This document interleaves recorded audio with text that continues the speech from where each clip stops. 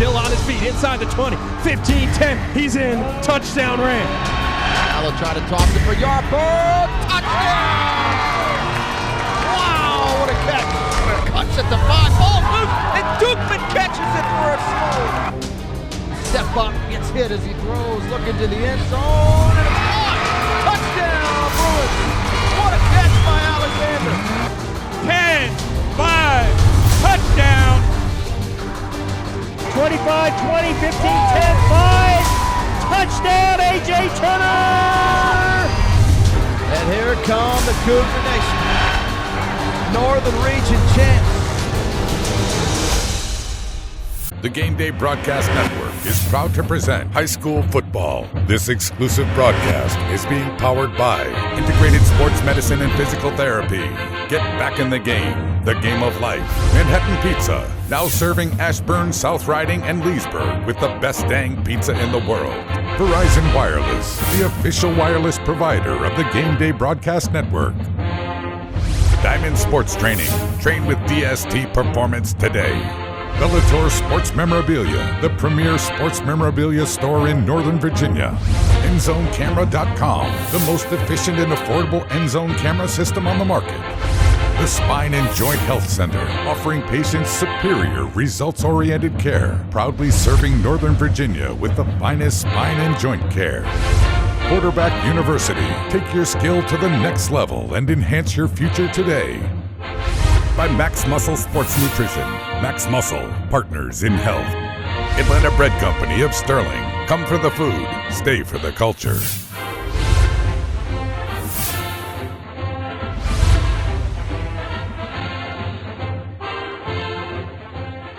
Welcome to another episode here of Gameday All-Access. I'm Andy Hayes, joined by Bruce Bornarth and Taylor Jensen. We got the rookie back here, the youngster back. You're not a rookie, really. I'm a rookie. But you're compared to us, you're the young guy. Well, it's because I'm half your age. Right. But now, here's what the rookie mistake he made last week. This was a rookie mistake. You just barely No, this is an Andy Hayes mistake. This is a Taylor Jensen move right here in the last couple weeks of the season. Forgets to do his picks of the week.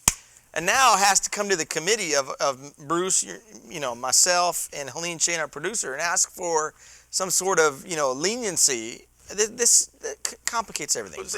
I feel like since I'm the size of two human beings, I should be able to have twice to say. Yeah. And Hayes is the one who sends the picks out every week, and I never got an email. Yeah, I was just about to jump in and have your back until you just jumped into whatever puddle you just jumped into. Listen, we've been debating this, and I don't have the authority to do this, but I'm going to do it anyway. I'm going to put it out there to you, the tweeters. You tweet us back here or let us know your feeling.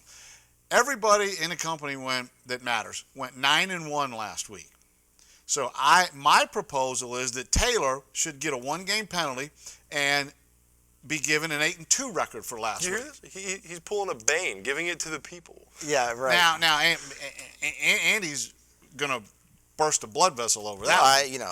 It's not going to matter. He's not going to beat me anyway, so it doesn't matter. Okay. All right. Hey, we'll talk about that later. We got stuff to get to. Can we put that to bed later? Yes. We'll deal with that over dinner. All right, let's roll. Here's the bottom line. We got some games to get through quickly here because, we like talking about what happened last week, but we're going to talk about what's going to happen here coming up this weekend. It's starting to get good. It's starting to get exciting. Playoff fever hitting at an all-time high. So hit the rewind button here, and let's start with Broad Run, Freedom Prince William. Here we go. Ready? It's going to be a quick one now. Broad Run, rolled out front, got it done quickly. Bruce, they were efficient. Their defense played well. Offensively, they were dynamic, and they were able to get the big win. Rick DeLisi, Ashton Sack calling the game. Broad Run's athletes really kind of stood out in this one, and that is something that they're going to need some help now as they get moving down later rounds of the playoffs here. Talk to me a little bit about this game real quick and what it does for the Spartans going into the Stonebridge week. Well, I think Broad Run hitting their stride at the right time in the season. They're starting to incorporate their athletes a little bit more, but I think more importantly, it's an emotional and a mental thing. They're getting more and more confidence because they had a little bit of that roller coaster ride in the middle of the season, and I think they're hitting a high at just the right time, just where if you're a coach, where you want it to be heading into the playoffs, especially going into round 2. Well, you can see Travis Fulgham on a big touchdown catch there. I mean, he's a key guy, I think. You know, Daquan Earl, great season. Corey Hilberth, great season. But, boy, I don't know that they have found a way to get Travis Fulgham the ball enough with what he does with it after he catches the football. And he's such a size disadvantage for anybody that they're playing. That stood out on that film here in this past week's game against Freedom. They're going to have to use him against Stonebridge, you know what I mean, because Stonebridge showed in the first game they can shut the run down. So it's going to come down to how well Brady Reitzel and Travis Fulgham and the rest of that receiving core plays in this game if it's going to be close. All right, moving on to the next game. Stonebridge, this was a laugher in the first quarter. The Bulldogs jumped way out front of Lee, never looked back. At one point, I think I looked at the scoreboard. It was 40-some to nothing in the first half. Not a surprise, but I will say this. The one thing you like to see from Stonebridge when they get to the playoffs is they put it in another gear. And I think Mickey Thompson has been one of the best around at getting his teams to put that gear in place that first round. And that's the way Stonebridge looked in this game. Forget the opponent. I'm not looking at Lee. They had a losing record. Nobody expected them to win this game or even make it close. But I was watching Stonebridge and how they executed and did everything that they're supposed to do, and they did it better than they were doing it in the regular season. To me, that means something, right, when you start looking at how you pull away from these games and gather intel here moving forward. Look out for Stonebridge. I'm going to say it one more time, Bruce. You and I want to fight about it every show. Look out for the Bulldogs. They get the big win, not close, but a running game was hitting on all cylinders. Defense played really well, and I think that was a key because we've seen Lee put points up, but they did not really do much against Stonebridge's defense. And so now we'll find out whether or not that will translate into some other wins here for Stonebridge late this season. All right, moving on. Westfield, and let's talk about Hayfield. Now, here's a game. It's a rematch from the first week of the season, and Hayfield came into town and did exactly kind of what we thought, to Westfield. They gave them a game. This game was close late in the third quarter. Westfield pulled away, big plays. Tyler Thrasher Walker on a big touchdown catch here. That was a big play in this game. He was able to take it the distance here. One thing you learn out of this game from Tyler Thrasher Walker is you got to count on him moving forward, don't you, Taylor? Yeah, absolutely. He's got to be the guy that Westfield looks to carry them throughout the postseason. And I think that a lot of people out there are looking at this final score saying, 33-12, another first-round blowout. Pop your brakes. Hayfield gave Westfield a game, and Westfield got off to a slow start. But once they started getting Tyler Thrasher Walker more involved, he started making plays. Westfield started to roll. Can't afford to get off to a slow start. Next game, Thrasher Walker is going to come out big. Well, and I think as we look ahead here now, Robinson is coming to town. They had a big win over Patriot, and that is going to set up a rematch again for Westfield. So a team coming into Westfield for the second straight week that's already seen what they do, that knows them very well. And so we'll see how it works out. Westfield's athletes in this game were enough to pull away. Can they do it to Robinson? That's going to be the question here for the second time this season. All right, how about Centerville? Again, number one team. They took care of business. They shut out South Lakes. This was a 16-1 game. Not really, again, looking at the opponent and the matchup here. More so, how did Centerville play? David Little said to me afterwards, not a great performance. Actually said it on the air. This was to me, I was listening to that saying this was not an A game from Centerville. Otherwise, the score would have been much, bigger from an advantage standpoint at the end of the day. But the one thing is they're not giving up many points or any points in this game defensively. Bruce, Centerville playing stout on that side of the ball. Well, if there is a concern, it's what we raised last week and a couple of weeks ago heading towards the end of the season, is Centerville hasn't really been tested yet. What's going to happen when that happens? Andy hit on it when he talked about Stonebridge. You can take a select few in this area. Nobody's been more consistently good than Stonebridge and Westfield. And when you look at it, they're better as they get into the playoffs. And it becomes more about themselves and what they do to dictate the game as opposed to their opponent. You hear great coaching staffs with great personnel going there that are real programs like that are always good, that say, hey, we go into this game, it's about what we do and what we execute. They have to believe, they'll never tell you this, but they believe in the back of their mind that I can come in and I can tell you exactly what we're going to do. I can call the plays on a loudspeaker and you can't stop it. Well, and that's kind of what we've seen with Centerville all year long. Nobody's stopped it, but the tests are coming here, and the Wildcats have a big one coming up this week against South County. Moving on to the next ball game here, let's talk about Briar Woods. Again, the opposition, a familiar foe. Potomac Falls comes into town. Same outcome. Briarwoods rolled easily here. Bruce, you did this game. Anthony Martinez, Melvin Holland Jr. You've got all the same cast and characters here that are making the plays for Briarwoods. Defensively, though, still very strong. And Briarwoods looks poised now. They got to get over Mountain View coming to town, but they look poised to get into that game against Stonebridge coming up over who we believe would be Stonebridge, unless Broad Run pulls off the big upset here. But they look like they're ready for that ball game. Now we'll find out. We'll find out. Give me 2 points quickly on this game. What you took away from it? Well, actually, I didn't take anything away from Briarwoods other than they're healthy afterwards, and they are playing very well, which what we've just talked about with the last 2 games. I take away Potomac Falls and where they're headed with that program. You looked across the field; they had less than half the numbers. I counted the roster. You know how many people Potomac Falls. Look where I'm thinking ahead. Potomac Falls, 32 listed on the roster, and there was a couple that weren't on there that they probably brought up and dressed. 32 kids, and they're in the first round of the playoffs. Says a lot about that program and the direction it's headed. Yeah, Coach Allen's done a great job there. I mean, the whole mentality of the team has certainly changed in his first year, and it'll just get better and better as things move forward. All right, moving on to the next ball game, Tuscarora. Boy, they played a nail-biter. It wasn't like that first half-wise. They jumped out front. They were up in this ball game big, and Mount Vernon, give them credit. They were able to hang and come back and mount a rally in this game. They fell, I think it was 35-27 here based on my notes. And the one thing that stood out to me was that Mount Vernon just never quit. And Coach Wells has had these guys playing with more confidence year in and year out since he's been there, and they showed that. They kept coming at Tuscarora all game long. Now, the Huskies without Noah Reimers, which I thought was a key thing going in. I thought this game had a chance to be somewhat close. It ended up that way because Noah's such an impact guy. He helps you chew the clock and milk things away. I think that Tuscarora, they were glad to get this game over with. But now you come into the big one coming up with North Stafford. You find out, just where you are. But Mount Vernon commending them on a great job. Coach Wells, again, one of the great guys out there, and he does a great job down at Mount Vernon High School. Tuscarora, though, this is a big week right here. You want to send a statement that you've arrived. This is the week that you got to do it with a big opponent coming to town. They got North Stafford coming up here on Friday night. All right, moving on to our final game that we had on the network, and it was Lake Braddock and Chantilly playing in a very entertaining game. I watched this out in Kansas when I was out of town this week, and I'll tell you, Justin Waddell had a lot of calls in this one. It was 56-31, I think, final score in this one, Bruce.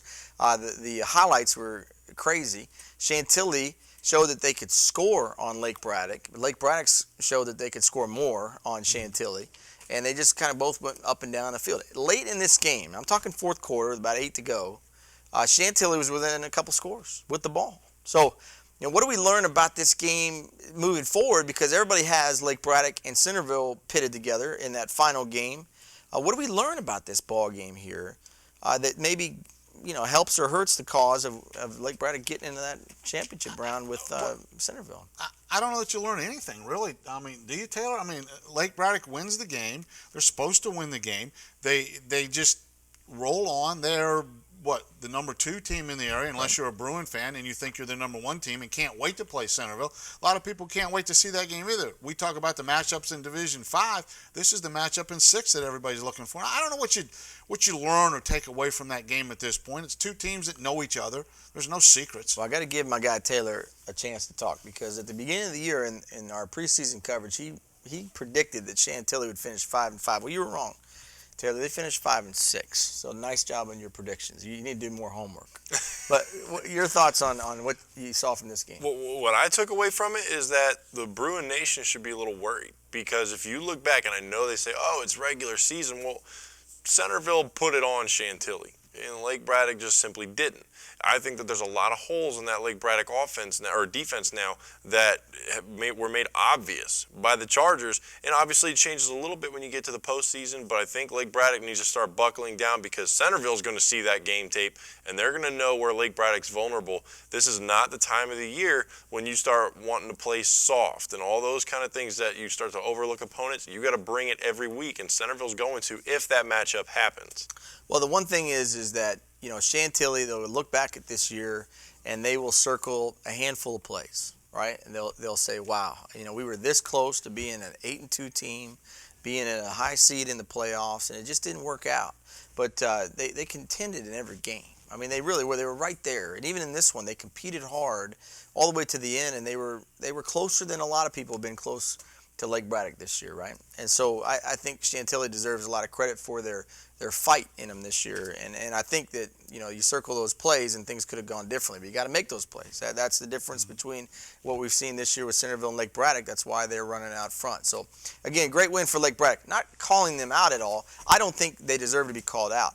But I will say if there's been one difference between Centerville and Lake Braddock, it's just that the level of that defense at Centerville and what they've done all season long, not just, some weeks. What we've seen on film is teams can move the football in Lake Braddock. They don't always score, but they can move the football some. And that's a difference because people haven't been moving the football in Centerville. So that may be one way to differentiate between the two come, a couple weeks from now, if they both get there. All right, that's it for our first, segment here. Rewind is done. Let's look ahead here to Friday and Saturday. Are you guys ready? Let's roll. Inside the Huddle. It's coming up next here on Gameday All-Access. We'll be right back here on the Gameday Broadcast Network. My name is Dr. Felix Yuskin, and both my wife and I own the Spine and Joint Health Center here in Fairfax City. I'm originally from this area. I grew up and went to Robinson High School. Played football for the Robinson Rams there, graduated in '91. One of the advantages that a student athlete has here is they always have, the parent that always has access to me. So here in our office we have access to, ultrasound, muscle stem, Russian stem, things to strengthen, take the inflammatory response out of the joint process for those athletes so that they recuperate much faster. At the Spine and Joint Health Center, we would like to be your team doctors so that we can go down this journey together, both on and off the field. The Spine and Joint Health Center, offering patients superior, results-oriented care, proudly serving Northern Virginia with the finest spine and joint care. When ice and rest aren't enough, it's time for you to call Robin O'Connor at Integrated Sports Medicine and Physical Therapy. Integrated Sports Medicine and Physical Therapy provides Loudoun and Fairfax with the finest physical therapy around. Hundreds of high school athletes have trusted Integrated Sports Medicine and Physical Therapy to help them get back on the field. Don't let that injury go untreated. Call Integrated Sports Medicine and Physical Therapy today at 703-724-7474 or visit us online at integratedsportspt.com. It's where athletes go to get back in the game. Batteray takes a step, rolling left, going to be chased, gets out of the first to the 35, to the 40, to the 45, inside the 50, to the 45, he's down at the sideline to the 25, to the 20, 15, 10, 5, gets knocked down at the 1-inch line, no! 1-yard line. So 2nd and 2 for the Bulldogs. Scoville back to pass, finds Devon Burns on that slant, got some running room, 30, 25-20, Devon Burns, touchdown, Westfield Bulldogs. Lucas Donningson's trips to the right, he's looking right, under pressure, lets it go across the middle, this one's picked at the 15, at the 5, at the goal line, Chris Larco, pick 6. We're back here on Gameday All-Access. Andy Hayes, Bruce Bornarth, and Taylor Jensen. Great to have you with us here on the Gameday Broadcast Network, as always. The regular partners in crime doing the honors for you here. All right, here we go. You ready? Let's do it. Inside the Huddle, it's playoff fever, and we're playing today true or false. Taylor, our quarterback, let's go. Let's do it. First up, we got true or false. Great running game is better to have in the playoffs. I'm going to send it over to Bruce. We talked a little bit about this one beforehand. Bruce, true or false? You could argue the case either way, but I'm going to say it's true here. I think the running game can help dictate the game and control the clock. And if you're a front-running team, then that's exactly what you want to do. You have to have a decent enough passing game if you get behind and come from behind. But I think you're getting into the weather issues this time of the season. You're getting into crowd issues. And you can, I think, control the game a little bit more by controlling the clock through a better running game. Well, first of all, I hate agreeing with you, but I will agree with you on this one. The run game is vital if you're going to win in the postseason. If you don't have a run game, you're done. It's over. Forget it.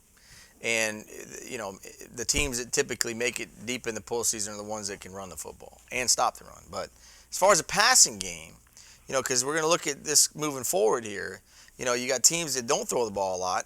That's going to come back to bite them. At some point, they're going to need to throw the football. And so I think you can't always just wait it on the run game, because what happens if you run behind a couple of touchdowns, Bruce? You got to be able to throw. And that's kind of what this question is asking, right? So I'll say true, but not by a lot. You got to be able to be balanced. All right, next up, we got another true or false. The dual threat at quarterback is better to have than a pro-style quarterback. There's a lot of both in this area, so you got to tread lightly here. So I'm going to let Bruce dig his hole after Andy does. All right, well, to me, the whole trend over the past 10, 12 years, since Michael Vick, really, let's be honest, when he came along into the game at Virginia Tech and showed everybody how the running quarterback who could also throw could change the whole game, and there were other guys, but he redefined it. To me, you want that dual threat guy. I mean, I'll take that guy that can get out of the pocket and make things happen when the defense covers everybody over a guy that stands back there and really, has a hard time doing much other than throwing the ball. But that means you're giving up a Mike Glennon for a guy like Caleb Henderson or a guy like Scott Walter that can maybe run a little bit better. And Glennon wasn't bad on his feet, but he was 6'7". I mean, he's not going to beat you by running the ball. But, to me, you're talking about the Greg Stromans of the world versus the Mike Glennons of the world. That's a tough argument. But I still like the guy that runs a little bit because he makes it tougher on people. Bruce, what do you think? But last I checked, this was a high school show. And I'm not going to dig too deep back into history here, but it seems to me that I think Charlie Ward may be a little bit older than Michael Vick. I don't know. Maybe it's just me, but I think this is true all the way, especially at this level. I think the dual threat quarterback is – look, there aren't that many passing teams out there. The teams that like to throw the ball a lot, but they're not really – passing teams like a pro-style team. You got to have that mobile quarterback. You got to have that guy that can run the ball and keep the defenses on the heels at this level. Because the defenses, as you get higher and higher through the ranks and levels of football, defenses get better and better and tougher and tougher to go against. I think at the high school level, definitely true. All right, next up, we got early signing period is a must in the world of recruiting. Now, a must, that's the key word there. True or false? Andy, your dad is a college coach. Right. I'm going to get your take on it. Yeah, and I really kind of feel like this has got to happen in college football. And I feel like it's better for the high school player, too. It's the only sport in the NCAA that does not allow kids to sign before the signing day, the official last signing day of the year. And the more I've looked into all these recruits that have said, hey, I'm going here and I want to, commit to, let's call it, like Caleb Henderson in North Carolina. Caleb Henderson ought to be able to sign that letter of intent like on the spot, or at least before the season starts. Because the one thing I've been reading about is how when somebody says they're committed somewhere, that doesn't end the recruitment. That just ramps it up. And I don't think that's really fair to the high school kids. I think the football coaches are also in big favor of this, because when a kid commits to you and says, hey, I want to make a commitment to come to your school and play for your program, a lot of times the coaches quit recruiting other guys. But if they flip and all of a sudden at the last second decide to go somewhere else, they don't have time to go back and recoup the old relationships that they let go because they got the guy they wanted. And now they don't. I think it's a problem for both sides, and I think it will improve the recruiting experience for everybody, the kid and the coaches on the other side. I think it's a must. They got to put it in place. And I like an August or a July time period. Get it done before the season, so if you're that guy that wants to decide, then you commit and you sign in July. And then your senior year, you just get to be a kid and enjoy it. And there's no problem with that. I like it. That's why other sports do it. I don't know why football doesn't. Yeah, I think there should, because then it can theoretically end your recruitment, and the phone can stop ringing. You get a little peace of mind and enjoy your senior year. I'm with Andy 100%. It's got to be before the season. It can't be during the season. It's got to be all done and everything by then. But, yeah, is it a good idea? I think it's a great idea. All right, next up, we got, true or false, would it be better to play the biggest games at one site? And Bruce, this is another one we talked about a little bit beforehand. What's your take on it, true or false? 1,000% false. Shocked you a little bit there, didn't I? No, you're backwards all the time. It doesn't shock me whenever you say stuff like that. Well, that's because you come from big-time football out in the Midwest. Well, look, would it be better to play the big games at one site? No, because it takes away that home field, that home crowd, that home atmosphere at your school. There's something about that that's supposed to be inherent in high school football. Now, do you want to play the championship game at a neutral site and stuff like that, like is done at just about every state in the union? I have no problem with that. But you're talking about the biggest games. And when you say biggest games, there's big games in the regular season. There's big early games in early rounds of the playoffs. And I think you should, as far as the season goes, there's no question it should be at a site so you have that atmosphere. It becomes too antiseptic. How's that for a word? If you get in this one site and you don't get a chance to be at your school, I mean, that's a big deal. And in the playoffs, it should be an advantage to host a game early on. So now I have to come up with a word to counter your antiseptic. I mean, I'm going to throw Robitussin out there. Pour some Robitussin on this scenario here. You know what I'm talking about, right? No, you have no idea, because I don't know what antiseptic, where that fit either. Here, look, I'm buying this all the way, and I'm saying it's true, because what people need to understand is that in the playoffs, you got to make it a big deal, right? And other people want to watch other games. They don't want to just watch one game, which is basically what you're relegating people to do now. Yes, you get a home field advantage, but really, we talked about it. There's only a couple places where that matters. So hold on a second. So my take on it is that when you get deeper in the postseason, what they do with the championships is they take you down to a college stadium and they play it there. Well, they could do something along those lines up in this area by building a big stadium, okay, having a mega site stadium where all the big championship games are played at, meaning the regional championships or the sectional finals and so forth. No reason why you shouldn't do that. More people can come.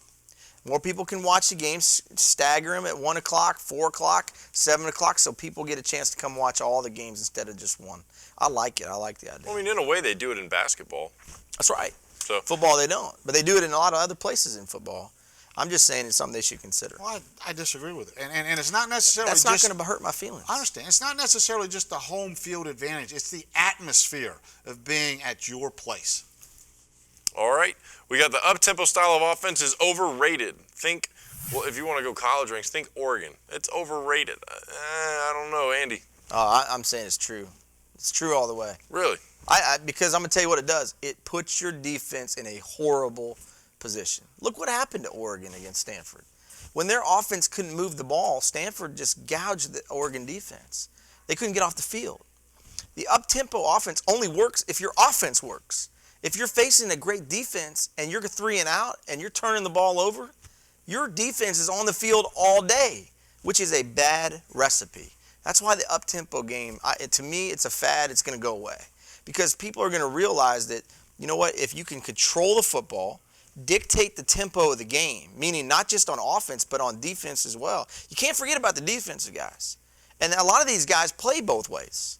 Right? So they got to go from being on the field on offense and then immediately go stand on the field for 15 plays on defense if they're facing a good team. It's a problem. It's a fad, and everybody jumps on it. But it's not going to last that long. I'm just telling you right now. It's not going to last that long, because when you face a good defense, you kill your own defense. There you go. How long has a single wing been run at Stonebridge? Long time. There's a fad for you, right? That's not a fad. Exactly. It's here to stay. I think at this level, the up-tempo offense, look, the design of the up-tempo offense, and one of the characteristics that you hope to get out of it is a whole lot more plays. And just by statistics, and I know statistics because I took business statistics in college 3 times. Listen, that's because it was 8 o'clock in the morning. I couldn't get up. I had to keep dropping it. And then a fraternity brother ended up teaching me. You're just digging the hole deeper. Look, stay in school, kids. Stay in school. Statistically, if you run more plays, you have more opportunity to score. Yes, when it works, I don't think it's overrated. You have to be smart enough to have the personnel to run it. I mean, you can overpower a defense by wearing them out, especially early in the season when nobody's in shape. Let me just stop you for a second. I want you to name a couple teams that run up-tempo. Give me some up-tempo teams this year that you've seen. Fast as they can run it. This is a theoretical question. No, I'm just asking you. If you look at what has happened, the teams that are up-tempo have struggled on defense mightily. Take Stonewall Jackson for an example. They want to run a play every 12 seconds, sometimes down to 7 seconds. We could do a whole show on Stonewall Jackson. But my whole point is that it hasn't helped them when they're, especially like when Greg Stroman went out with an injury. Okay, it hurt their defense a lot if they couldn't move the football. The up-tempo puts pressure on your defense. You know, and you don't want your defense feeling that pressure. You want them feeling good in the fourth quarter so they make a stop, man. telling you, you go back to what's won in football for a long time. Control the ball, be balanced, and dictate the flow of the game. Not just on one side. You gotta help your defense out. I'm a defensive guy, by trade a little bit too. So I stick up for the defensive guy. Come on. All right, in the high school level, you could make a lot of arguments for this next one. Traveling in the playoffs is a big disadvantage. True or false? Andy? I'm going to say false. I think people like to get on a bus and go with their teammates, and I think it kind of rallies you together a little bit. I mean, you get on the bus and you used to call them road dogs. You say, you're road dogs now. Let's go. Let's everybody jump on the bus and let's go do this together. It kind of gives you a reason to unite as a team. Right? When you're at home, everybody kind of shows up when they're supposed to, but they come from different. When you're on that bus together, there's a couple hours of intensity there that you can't describe here on this TV show. When you walk in that opposing stadium and they're all yelling at you, and all you got is your brother standing next to you, it brings you together.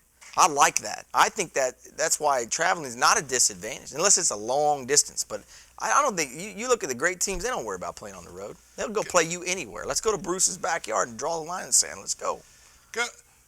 Go watch an old Disney movie called Pollyanna, and then go sit in the backyard, roast marshmallows, and sing Kumbaya.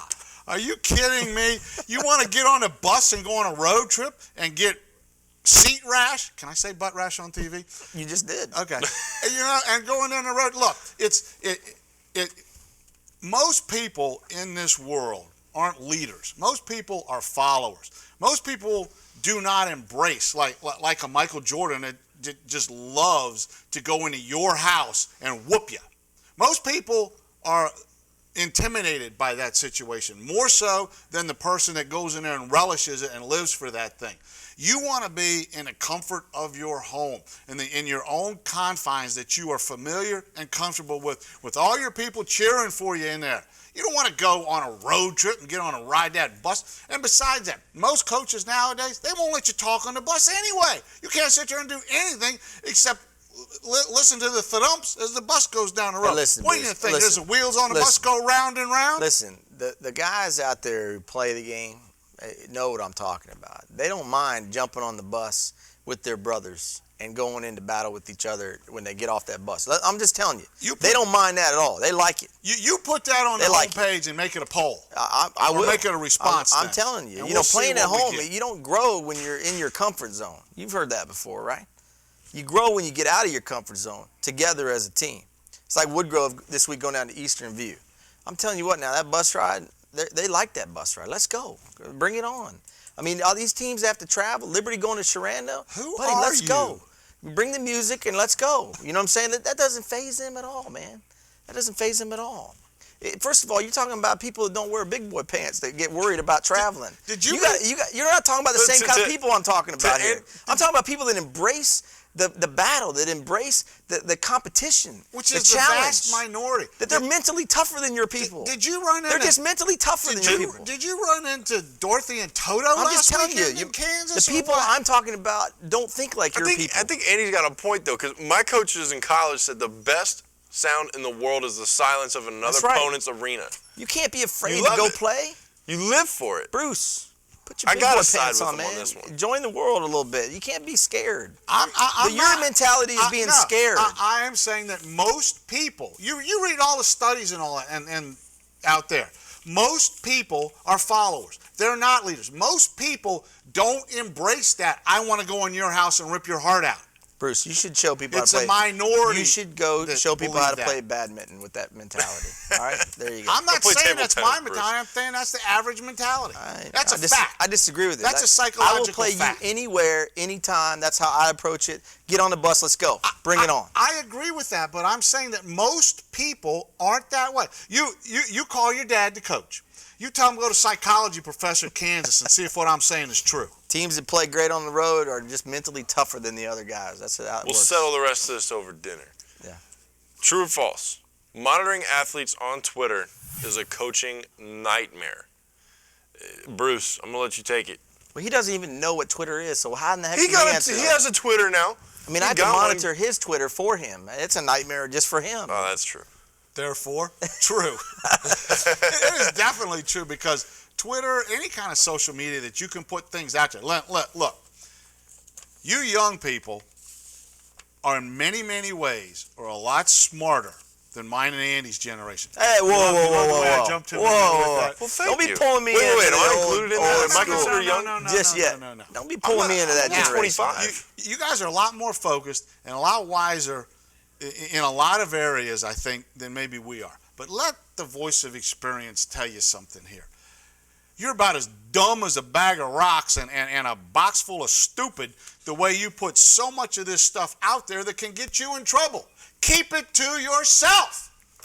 Well, I agree with you. It is a coaching nightmare because, and I think back to when I played, and it wasn't as long ago as compared to Bruce when he played. The fact is that nowadays you have to worry about the ride home on the bus. Before, you had to worry about a couple guys talking to the reporters, and you say, guys, make sure you say the right things. Guys, make sure you talk about your teammates first. Guys, make sure you do it. There's only 3 or 4 of those guys because those are the ones that have good games. But now you got to worry about your entire team on the bus ride home. And they're on Twitter saying stuff before you even get on the bus. They're tweeting before you even get there. And then all of a sudden somebody says something stupid and a whole team looks bad. You know what I mean? As a coach, honestly, I don't even know how you deal with it, to be honest with you. I commend all of our coaches in this area. Well, it is an absolute nightmare. Some coaches have gone as far as to just ban it altogether during the season. Oh, yeah. And I think you should, to be honest with you. But, today's athlete, they want to be on Twitter. They want to have their voice heard. The problem is a lot of times what they say is not really intelligent, and it hurts your team. It makes you look bad. And so the rule of thumb that I would put in place as a media guy, because I'm not going to lie, I like reading some of the athletes and their comments. I go, well, that's interesting. I don't know that I would have said that when I played, but now you have my interest. Why would you say something like that? And the fact is that we just live in a different age. We live in a different world. And so to me, as a coach, this is what you should make sure you say, you send me the tweet before you put it out. That'd be my rule. If I were a coach, I'd say, you send me the tweet first, you text it to me, and then we'll go from there. Because if you wouldn't say it to your coach, you shouldn't say it on Twitter. That ought to be your rule, right? And if you don't want the coach pulling it out and blowing it up on the board for the whole team to read, okay, or the other team's coach to do that, then it should never be tweeted out. And that is really a great rule of thumb. So ask yourself that question, guys. Should my coach read it first? If he would read it first, what would he say to me? I got a better question. Send it to your mom. Let your mom approve it before you send it out there. Think before you put something in writing, because once it's out there, it can't come back. Look to see if there's water in the pool before you jump in. It's a bad deal for coaching. It really is. I don't know how these guys stay on top of it. I really don't. On the spirit battles. Well, hang on one second. I will tell you this. What they've done in college, okay, is they're guys associated with the staff that have the responsibility of monitoring all tweets that go out. Now, that changes, what you say a little bit, right? But even then, you still got guys making comments that they shouldn't make. I mean, I'm telling you, it's impossible. I'd like to be the kid at Ohio State that Urban Meyer came down on. You could go to every school. You could go to every high school. They got somebody that's saying something they shouldn't be saying. All right, there you go.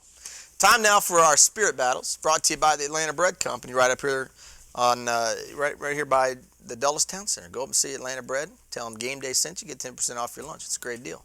And they would love to have you. It's an awesome place. Bruce and I eat there all the time. Can't get Taylor out of work to come join us, but it's an awesome place. All right, time for our first spirit battle. Now, we got some good ones here, Brucey. Now, the first time around, we had the Maroon Crew and the Stonebridge Dog Pound going at it. And this one was won by Stonebridge on the road. But now it's flipped. Now the Maroon Crew is coming over to Stonebridge. Now, they've been kind of non-existent the last few weeks. I've been seeing a lot of talk on Twitter, people complaining about the lack of support, not showing up, and your team's in the second round of the playoffs. I don't get it. I really don't understand it. But the games we've been at with them, it's been pretty good. So what happens this week? What do you think? Who wins this one? Stonebridge, hands down. At home in the playoffs, like you said earlier, Stonebridge is the team, different gear when it gets to the playoffs. The fans, different gear when it gets to the playoffs. The student section at Stonebridge comes alive in the playoffs. Stonebridge won on the road, no reason not to think they wouldn't win the battle at home. But Bruce, have you checked to see if there's a hockey game going on for Stonebridge that night? That's a great point. Because if there's a hockey game, I've been told that the Stonebridge crowd would almost rather go to the hockey game than the football game. I mean, it's, I don't know why, but I've been told that's how it goes over there. So if that's the case, Broad Run the Maroon Crew has a chance, right? You might need to check the schedule now. What do you think, Taylor? It doesn't matter if Stonebridge goes to a Pee Wee game. Maroon Crew doesn't have a chance. If you guys got blown out at your own stadium, what do you think is going to happen when you travel, 2.5 miles down the road to the dog pound? It's not. The dog pound could probably overflow into the Maroon Crew student section this Friday. You're calling dog pound again? Oh, big. Absolutely. I got to go with you. Although I've been impressed with the Maroon Crew, but when I start seeing tweets that nobody's showing up, that kind of bothers me a little bit. Take the dog pound from Stonebridge here in our first spirit battle. All right, the next one features a student section that we kind of called out. Taylor said earlier in the season that the South County Hype Squad was like the third Jonas brother, that they had no chance against Lake Braddock. Well, actually what happened is South County won that spirit battle. They were incredible. Now, they pretty much called us every name in the book on the way to the game on Twitter, but they were impressive, and I gave them props. I thought they were awesome. Taylor was taken back. He's even said it tonight that, this is something that's going to impact your call on this one because they're taking on the Wildcat Nation, who we've heard also is now failing to show up. Number one team in the area. What is wrong with you? Taylor, what happens? Centerville's student section is about as likely to show up as Taylor Swift is to stop writing songs about her ex-boyfriends. It's not going to happen. I went down to Centerville for the first round of the playoffs, and I literally stuck my head out of the window, looked to my left, looked to my right. I saw the parents. I saw some of the staff, and then there was about 15 kids wearing camo. I'm not really sure why you were wearing camo. There was no theme at all because no one showed up. And I think there were more South Lakes parents than there were Centerville students. Wow, really? It was that bad. What is going on? But you know what? South County, as much as I heard from you guys on Twitter, first of all, I've never seen my Twitter page blow up like that before. Oh, my word. But I am impressed. And I hope you guys will repeat that because you've been elevated to Nick Jonas. You've gone up a brother. You went up a brother. You went up a brother. That's nice. So you're taking the hype squad from South County. Who you got here, Brucey? How many Jonas brothers are there? I don't know. There's enough like to keep 4. talking about. I found out there was a fourth one, and yeah. You take your Jonas brothers, and I'll raise you 2 Michael Jacksons. Oh, man. Oh, come on, Bruce. Or Hanson. That's a dorm at JMU. Listen. This one, I have to be perfectly honest with you. I was going to say men versus boys, and South County had no chance here until I just heard the analysis of the first round of playoffs of the best team in the area, and they're not out there supporting that. I'm going to challenge the Centerville Wildcat Nation to get out there. You taking this team for granted? What's up with this? You wait until later on, you're going to pick and choose? Where are you when they need you? Come on. Hey, South County, go get them. Come on. Hype squad, go. You guys go, because you know what? The end of the road comes this week. You don't know that, though. I don't know that you want to do that right now, Bruce. Yeah, but listen, I think the hype squad's legit. I think they're going to show up big, and I really feel like they've got some great school spirit. I'm a little concerned about the Wildcat Nation. They've always been, I guess a little sweet spot in my heart. I like going to Centerville. They've always been great to me.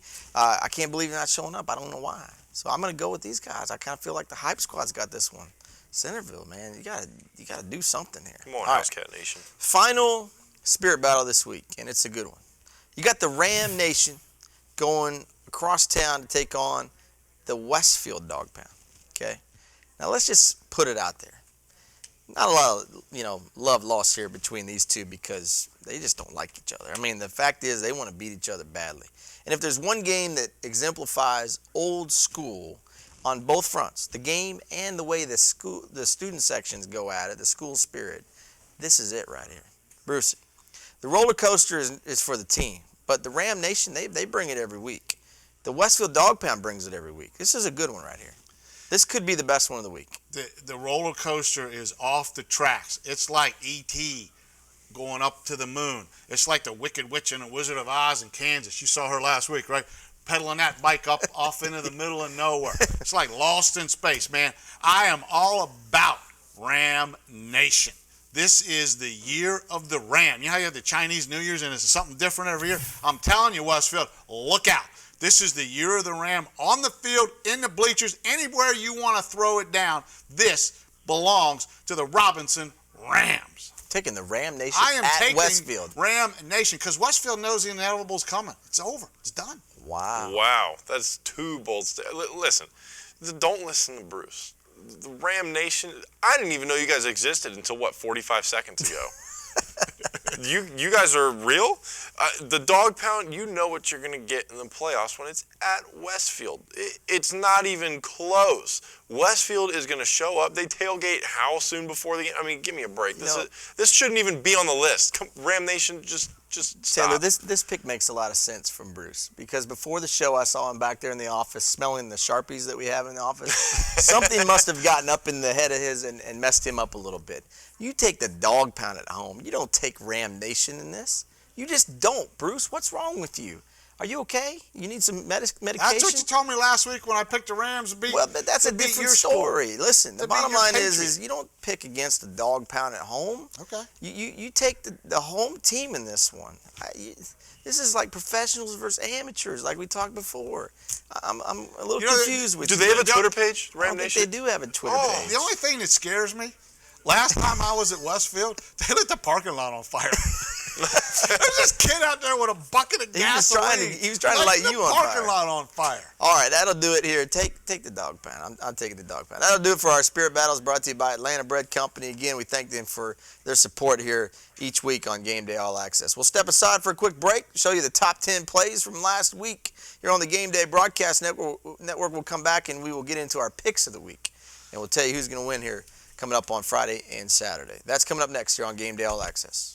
The top 10 plays of the week on the Gameday Broadcast Network are proudly presented by Verizon Wireless, the official wireless provider of the Gameday Broadcast Network.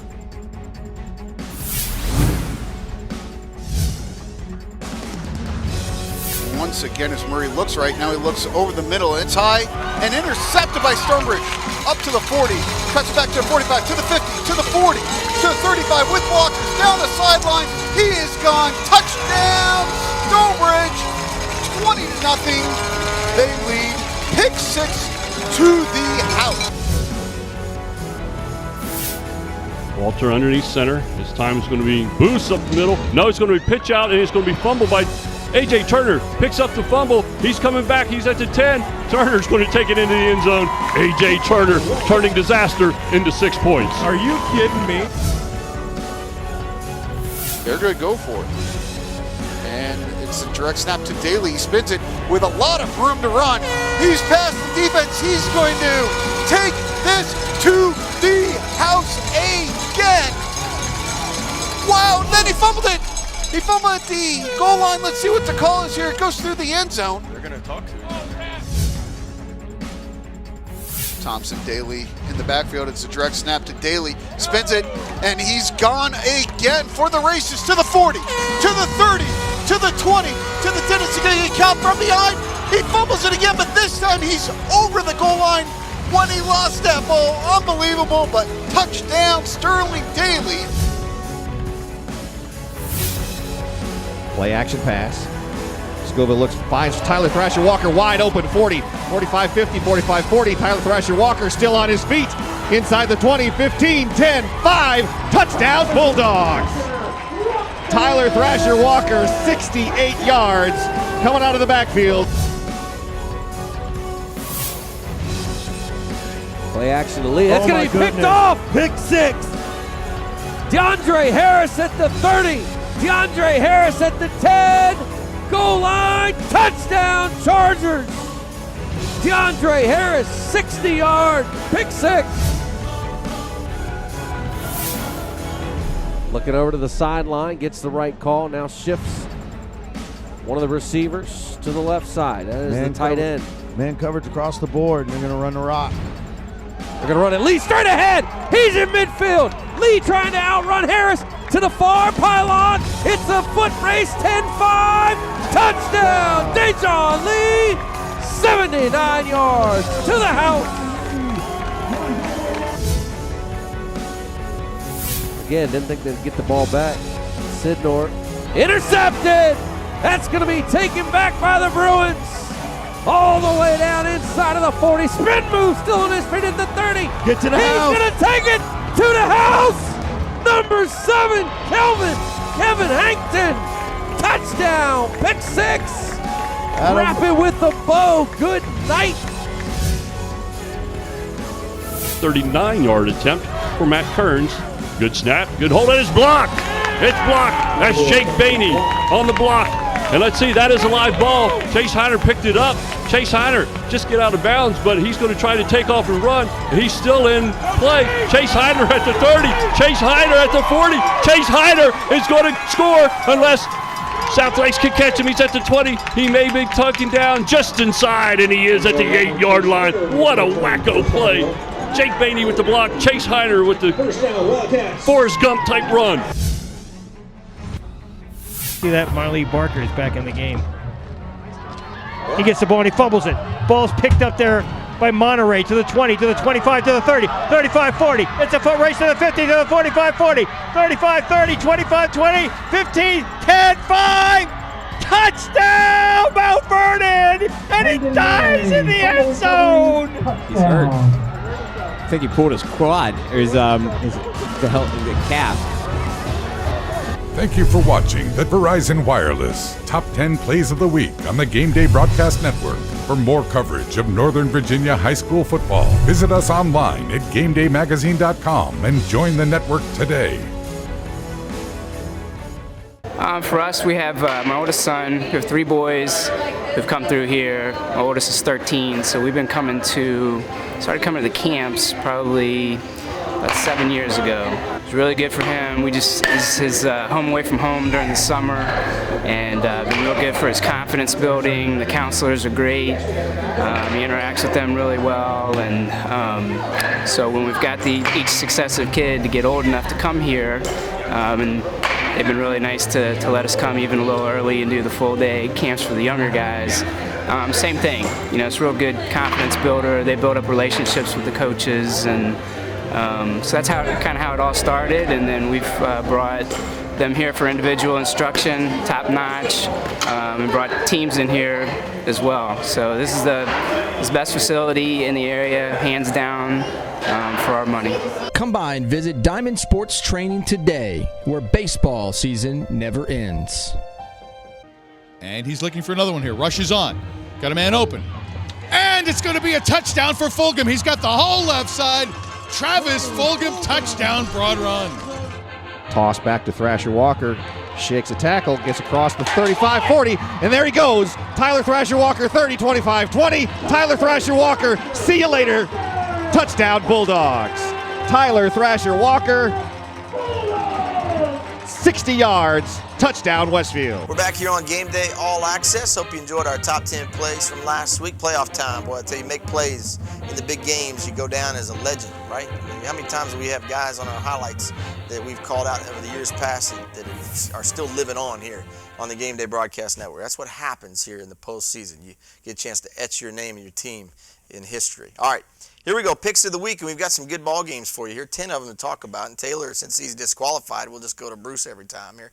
Liberty, I'm just kidding. Liberty at Sharando, that's our first game. We'll let Taylor come back into the game, although I don't know how many people are that lenient when that happens. Liberty going on the road, second time taking on Sharando this year. They haven't won in quite a few years up at Arrowhead Stadium here. Bruce Bornarth, this is a big game because second time they've seen Sharando. Does it matter? Does it help? Yeah, sure, it's going to help, but does it matter? I don't think so. Sharando is one of those teams that we've looked at this year that every year you look at it, if you believe in fate and destiny and those kind of intangible things, then the Sharando Warriors are one of those teams this year. I like the Sharando at home.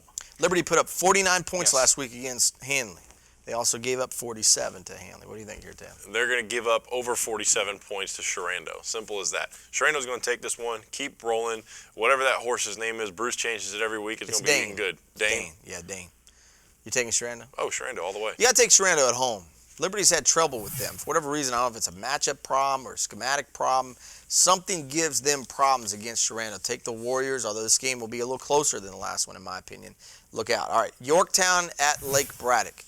Now, the Patriots got that close win against Fairfax. Now they get to go meet the bully who's been beating up on everybody, Lake Braddock. Any chance here that MJ Stewart and the Patriots from Yorktown can pull the upset and knock the Bruins out of the playoffs? What do you think? Anytime you have a player the caliber of MJ Stewart, yes, it can happen. I don't think it will happen. I'm going to take the Bruins at home. What do you think here, Taylor? I think this game is going to be close for about the first quarter, and then it's just going to get out of hand. Lake Braddock wins. Bruins keep rolling. The fight song is going to play a lot in this game for the team in purple and gold. So take Lake Braddock. I'm with you, Taylor. I think it's going to be close for a very short amount of time. All right, Mountain View at Briarwoods. Now, we've hyped it here on the show. We've said, hey, this could be a problem. Briarwoods, are they looking past Mountain View, trying to get to Stonebridge here, Bruce? You got to worry about that if you're Charlie Pierce a little bit, because this isn't a team you take lightly.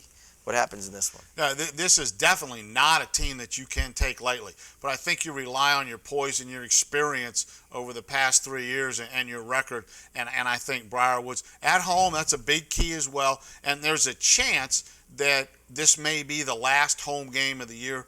Massaponax would have to lose and Briarwoods would have to continue to win to host another game. So that's in their minds as well.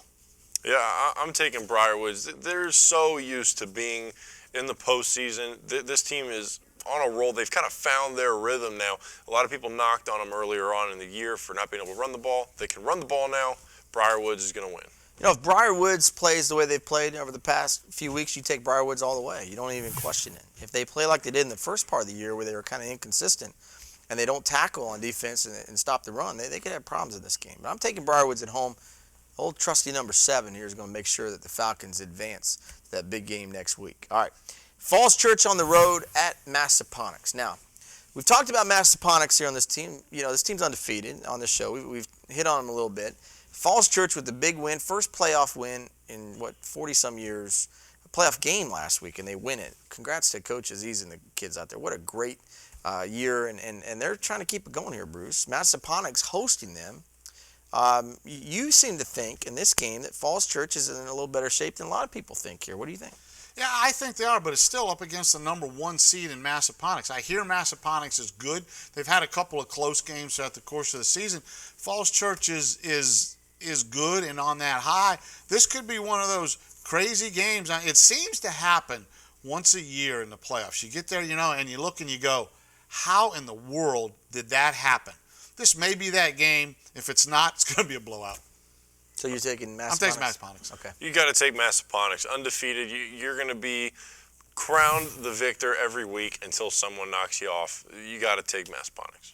I think you're both right. This could be a game where Falls Church hangs and hangs and hangs. And if they do, look out now. They got the players to make plays at the end of the ballgame. They're battle-tested, and the way they've played in crunch time has been impressive this year.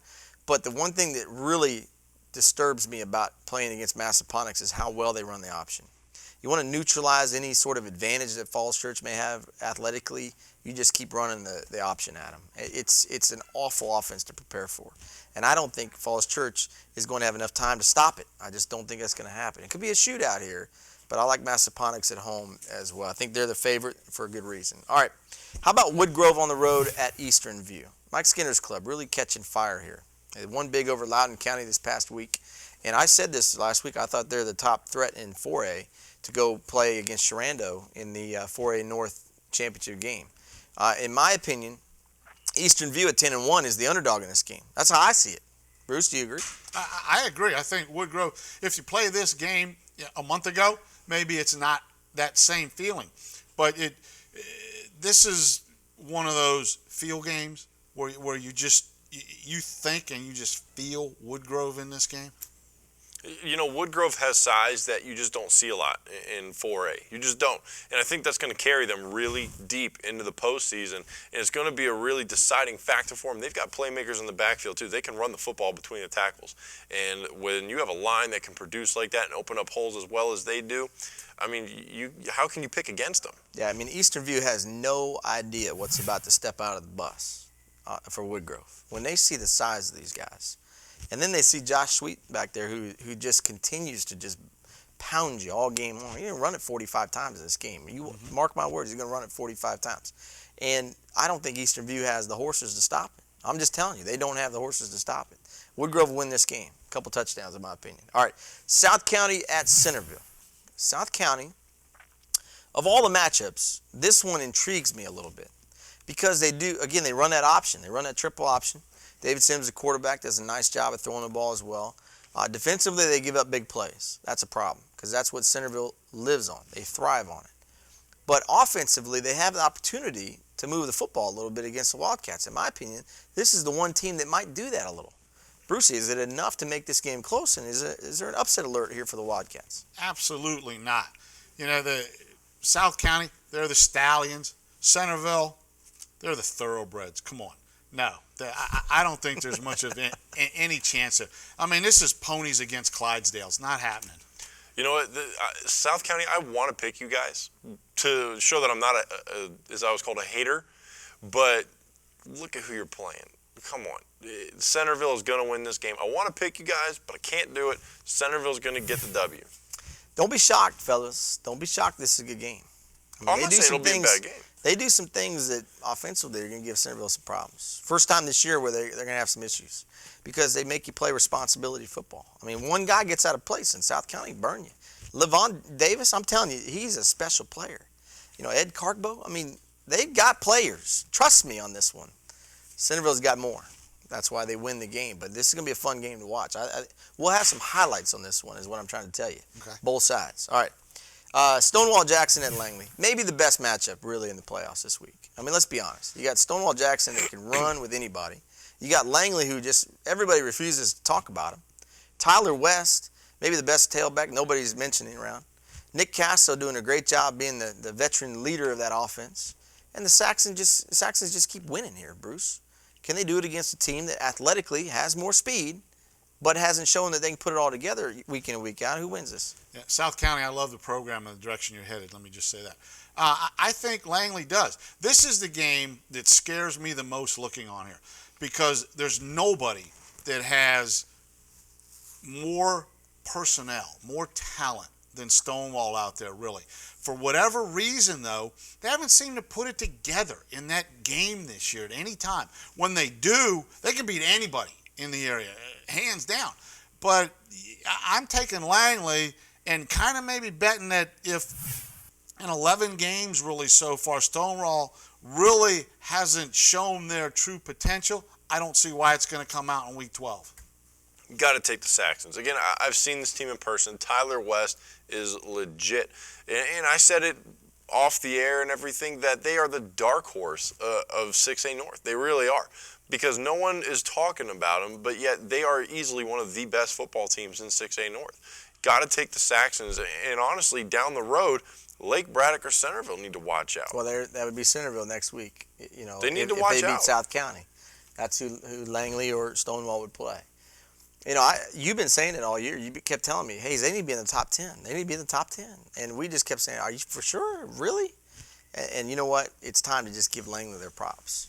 Now, you know, when you take a team that has a lot of speed, like Stonewall, you know, there's always that risk that they just blow you out because they come out and hit 3 or 4 big plays on only 3 or 4 plays, and you're down by 3 touchdowns, right? 4 touchdowns. Stonewall hasn't done that to anybody, really, that's a good quality club this year.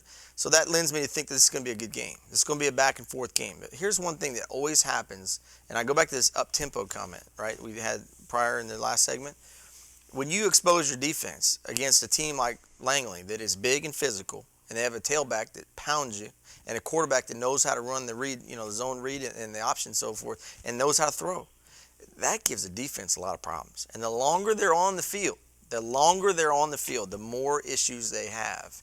So I'm taking Langley in this game for that reason. I think they wear this Stonewall team down, 3rd, 4th quarter, and I think that's going to ultimately decide this ball game.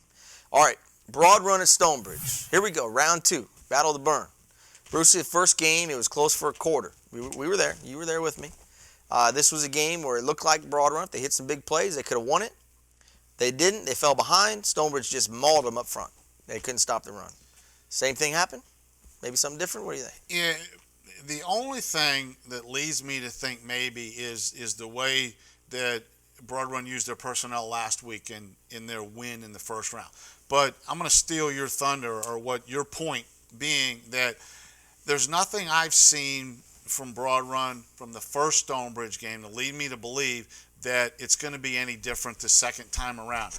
And a couple of factors. One, it just seems that Stonebridge is in the heads of Broad Run. I mean, there's something there that's a little different game. It's like they can get close, the Spartans, but can't seem to get over that hump. And the one time when they finally do come up and beat Stonebridge, then all that goes away, I think. It's kind of like big brother, little brother. Yeah, right. But I don't know that's going to happen this week. I mean, Stonebridge is a different team come playoff time than they are in the regular season. You know, I think that Broad Run is very prone to turning over the football. We've seen that in big games this year, that they tend to turn it over a little bit. I think that's going to hold true here. I think that when you get Mickey Thompson in the postseason, like you said earlier in the show, he just puts it into another gear, and his guys respond. And I think that's what they're going to do here against Broad Run. I think that there is going to be a lot of Broad Run turnovers, and I think Stonebridge is going to capitalize on that. I think the point spread is going to be even bigger in this game. I think that Stonebridge is just going to roll and look to next Friday when the big matchup could be coming. Could. Not guaranteeing it yet, but Stonebridge is going to take this win. I think Broad Run will play a little bit better this time around, but I don't think it will show on the scoreboard. I agree with you. I think it will be a noticeable win for the Bulldogs. Again, you know, that's what Broad Run's feeding off of, though. You know, what you said, you know, you're close but never good enough to win the game. You know, that's the fire. That's what Coach Griffiths is saying to the guys. Nobody believes that you can do it. You got to believe yourself that you can do it. You know, what if they do, Bruce? What if they do get those big plays early in the game? What if they put pressure on Stonebridge, you know, in a way that Lake Braddock did, we saw early in the season? You know, the game could go differently. But if Stonebridge gets the advantage, it's over early. I mean, that's just my opinion, because I don't think Broad Run can stop the run game. That's going to be the difference here in this ball game. So take Stonebridge. That's the smart pick. Maybe Broad Run proves us all wrong here. We'll find out. All right, Robinson at Westfield. 14-13 game in the first game they saw each other this season. All right, it was a missed extra point that cost Robinson from tying the game here. Not a lot of huge plays in this game the first time around. Physical game. Defensive players talking trash to the offensive players every time they hit them because they were talking to each other on Twitter the first time around. It's going to happen again. I mean, it's the same kind of game coming. If you like old school football, this is going to be old school football on Friday night. Who wins? I love it. I think Robinson comes in and wins. How many times have we seen Westfield in the playoffs just kind of have that what happened game, or why did we lose that game, or the not necessarily the letdown, but lose a playoff game that surprises an awful lot of people?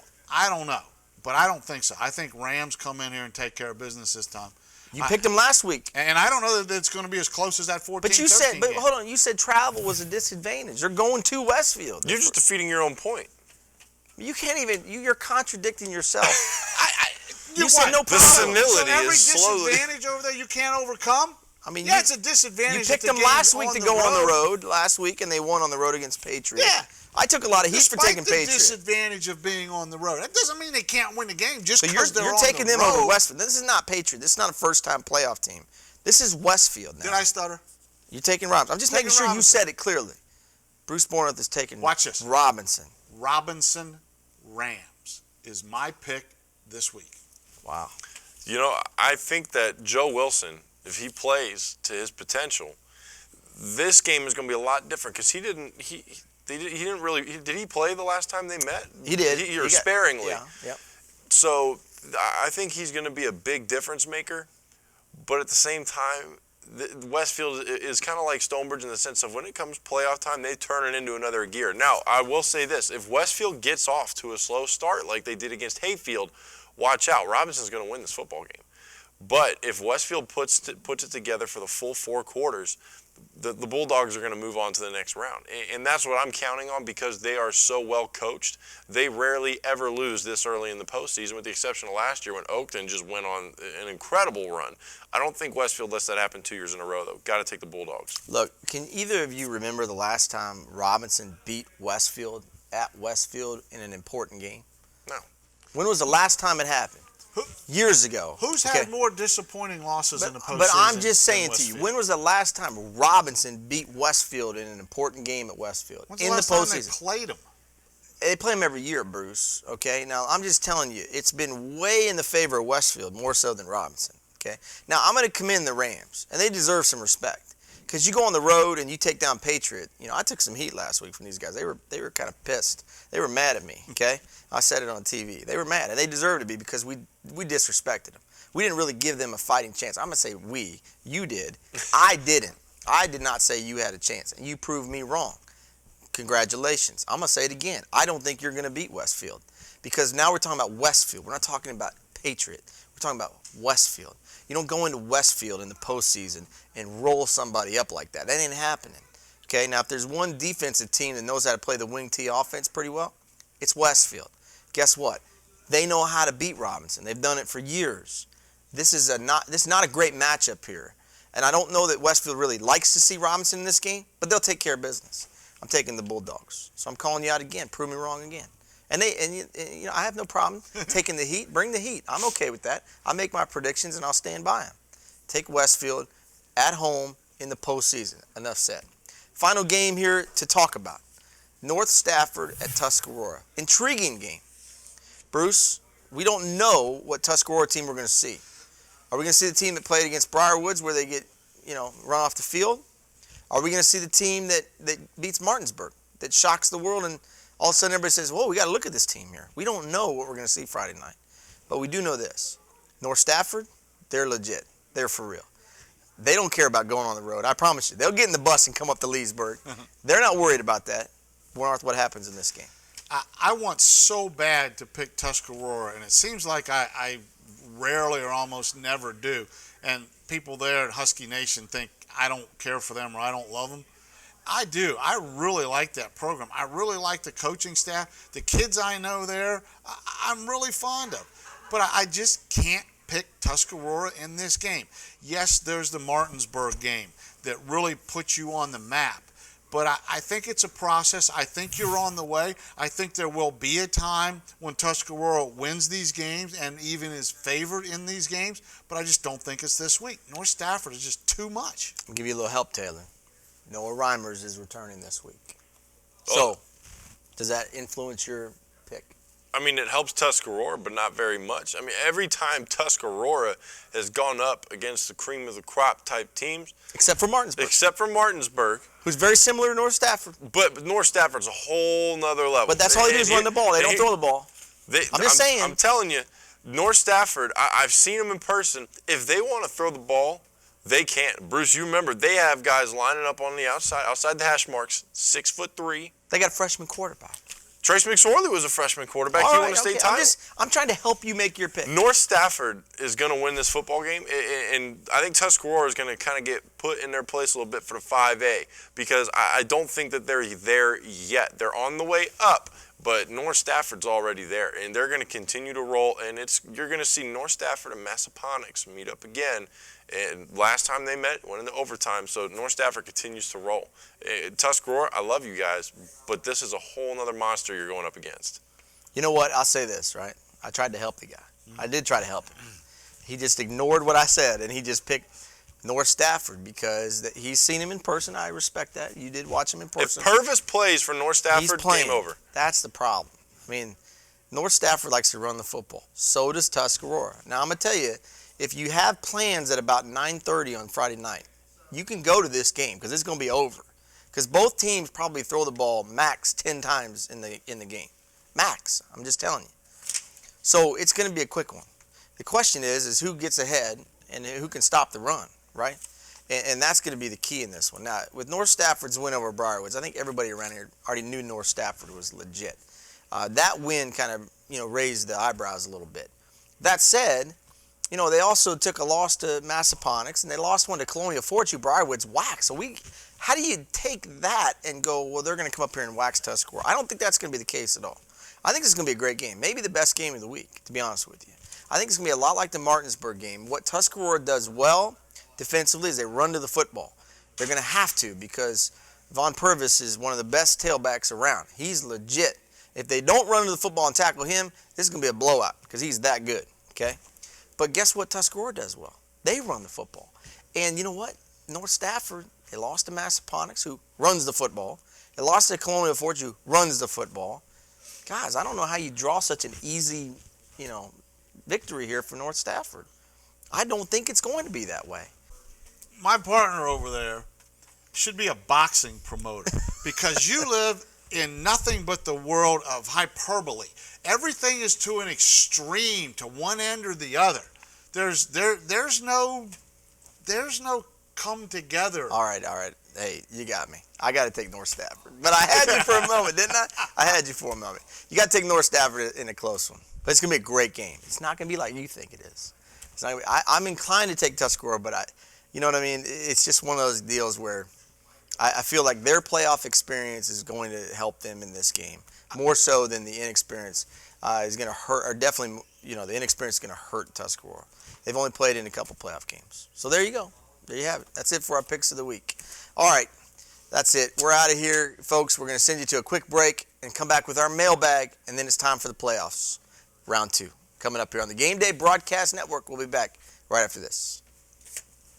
Visit the Gameday Broadcast Network on Facebook to receive expanded coverage of high school sports in Northern Virginia. Facebook.com/Gameday Broadcast. And follow Gameday on Twitter. Visit Twitter.com/GBN Mobile and follow your favorite team with Gameday's exclusive television shows online at GameDayMagazine.com. Join the network today and make Gameday your home online.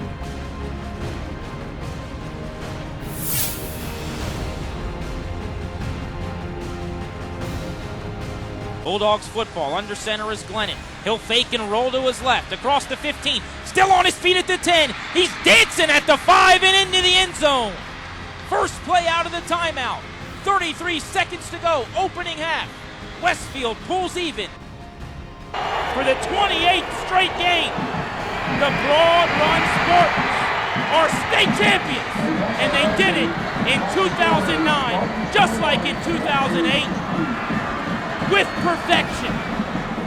Hello and welcome back to Gameday All-Access. I'm Andy Hayes, joined by Bruce Bornarth, and right now Madison Summers joins us here. How you doing, Madison? I'm great. How are you? I understand that you have the first recruiting announcement of the year so far. Where are you going to college? West Virginia University. Oh, you chose West Virginia over Virginia Tech? Yeah. Oh my goodness! Congratulations! I'm just kidding. Great choice. I'm sure you'll have a lot of fun up there. Definitely. We'll just have to be enemies when Virginia Tech and West Virginia play at least a couple Saturdays in a couple years in a row. All right. See, I've had to become a West Virginia fan.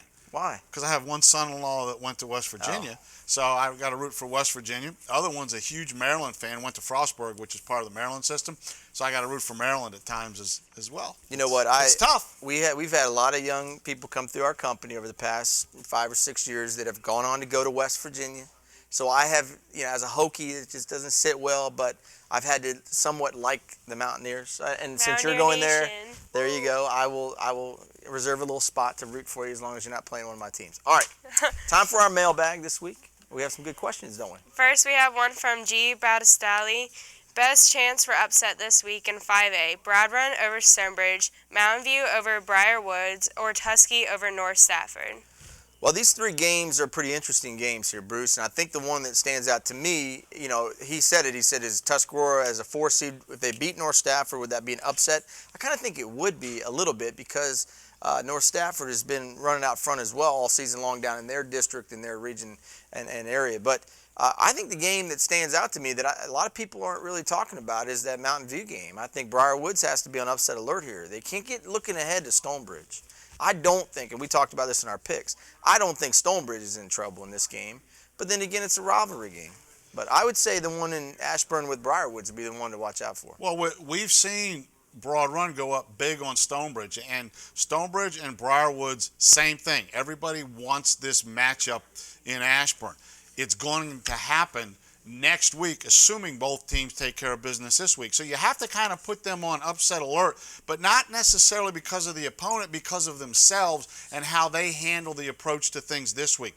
I think if you look at it, I know Tuscarora is a 4 seed, but like Andy said, I think you have to look at maybe at North Stafford if you were an odds maker as being the favorite in this game. And I'm going to take Tuscarora with that 2-headed running back situation at North Stafford.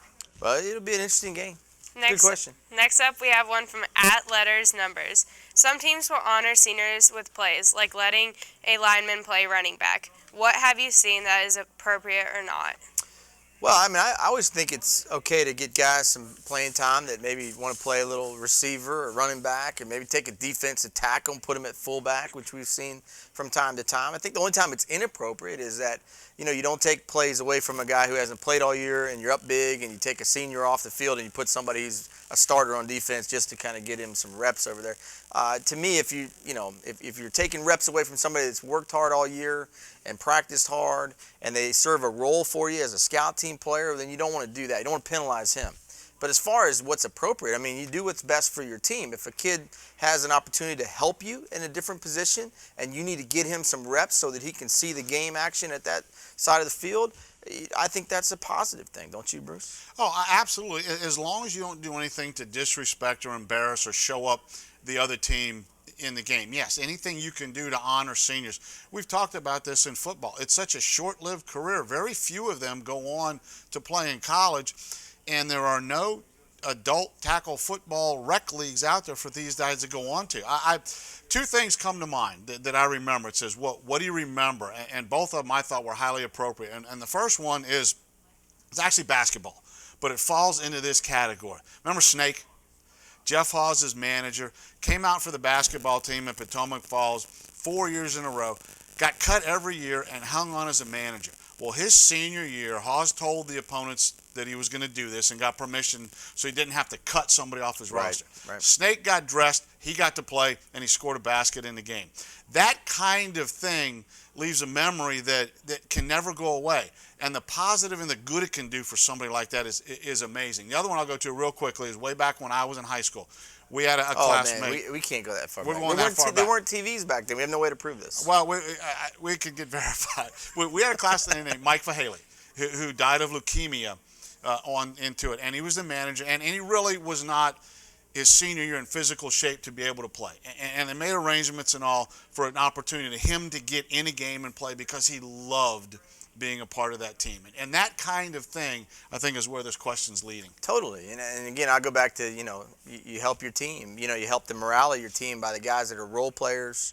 I mean, it'd be like me taking Bruce and putting him onto the game of the week. It would be a little awkward, but it'd be okay. I mean, life goes on, right? Yeah. Sometimes you got to fit the round, peg in a square hole. The only time it's inappropriate, since we were talking a bit about basketball, is when half-court Hayes over there goes into Potomac Falls in street shoes and Dockers and loafers and is nailing threes from all the way around the horn, and the Potomac Falls basketball team is going. You know what? Nobody else was in the gym that day but you. I'm so glad you saw that because you talk about that. This is like 8 years ago. You never missed. I didn't miss. You never missed. You remember that, too. Well, moving on, Nick Wheel, too. Glory days. Here we go. Nick Wheel, too, wants to know, will Centerville have a tougher time getting to the state final because of the injuries? Will South County take advantage of their injuries? Well, this is a really good question because we've been hyping Centerville all year as the favorite, in the area, and they are the favorite. I mean, they have the best talent that we've seen, the best speed, the best overall mix of senior leadership and youth.